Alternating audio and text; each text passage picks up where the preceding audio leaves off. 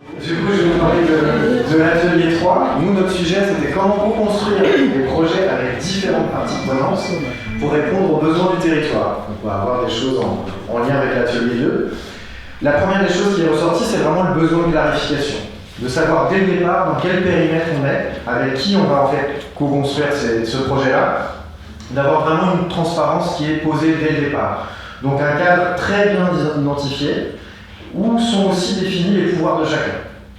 Qu'il n'y ait pas de surprise, est-ce qu'on est pris juste pour des gens qui vont être consultés, ou est-ce qu'on est pris pour des gens qui vont vraiment délibérer ou co-construire dans la durée entre parties prenantes. Donc la dimension en fait d'interconnaissance, elle était fondamentale pour construire justement ce lieu de confiance en étant au clair sur le cadre, le périmètre de co-construction de départ. Donc les idées qui sont venues, ce serait plutôt une cartographie déjà pour favoriser cette interconnaissance des acteurs présents dans le cadre de cette co-construction, mais aussi des besoins. Donc partir sur cette idée d'identifier clairement qui est présent et quels sont les besoins auxquels on veut répondre. Toujours dans la même idée d'interconnaissance, il fallait impérativement, c'est revenu souvent, que les acteurs aient accès au même niveau d'information. Il n'y ait pas d'asymétrie, pour ne pas justement privilégier certains acteurs plutôt que d'autres dans cette co-construction, avec une véritable fréquence régulière des étapes. Donc l'idée c'était de pouvoir vraiment avoir des étapes clairement définies dès le départ pour valider ou co-valider les décisions. Le fait que ce ne soit pas de la discussion et puis une validation, une délibération finale qui intervient après entre quelques-uns.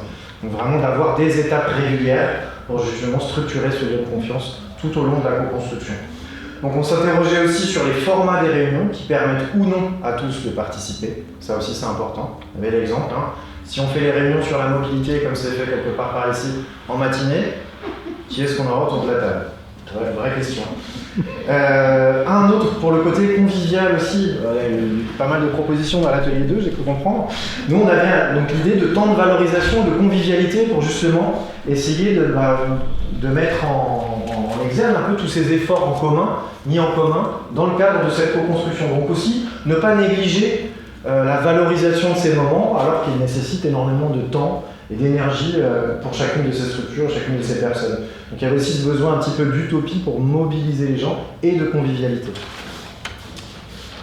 Enfin, il y avait un besoin aussi de retour d'expérience, de feedback de la participation. C'est pas tout de participer, on a un besoin de savoir quel a été l'impact de cette participation en fait. Savoir quel est le retour qu'on peut avoir, y compris auprès d'expériences inspirantes sur les sujets concernés par les différents projets.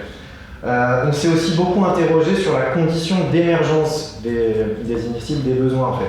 Qui est à l'initiative? Qui propose à la base l'initiative? S'agit-il des pouvoirs publics? S'agit-il de la société civile? Ça, c'est quelque chose qui va influer très grandement sur le cadre dont je parlais au début. Le cadre, le périmètre, le cahier des charges dans lequel se réalise cette co-construction.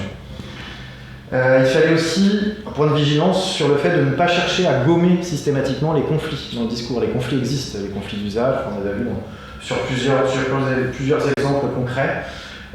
Comment est-ce qu'on peut aussi, parfois, co-construire, en fait, quand bien même il y a conflit d'usage, conflit de perspective, etc. Donc c'est aussi un espace, la co-construction, pour exprimer les conflits latents. Et surtout, donc voilà, le besoin d'écoute, d'apaisement entre structures qui ne se connaissent pas forcément et qui ont besoin de dire. Quand bien même, ce qu'elles ont à dire et à apporter n'est pas en lien immédiat avec le projet, mais de laisser une place, un espace où cette expression est possible. Et enfin, dans ce qui revenait sur la question de la gouvernance, on avait l'idée de gouvernance tournante qui a été évoquée. Que ce ne soit pas toujours les mêmes structures qui puissent valider, mais qu'on puisse envisager une responsabilité partagée en fait à tour de rôle de chacune éventuellement des étapes de ce projet. Donc on a terminé en fait par chacune des tables proposer des mots-clés, puisque chacune des tables avait travaillé, on avait divisé ça en 3 tables, co-construction, partie prenante et besoin de territoire. Du coup, ce qui est ressorti en mots-clés, c'était la question du cadre, de l'équité, de la transparence, de la bienveillance, mais aussi donc de l'écoute, de la légitimité, de l'initiative, qu'elle soit publique ou de la société civile, et du conflit, qui est aussi présent. Voilà, merci à vous.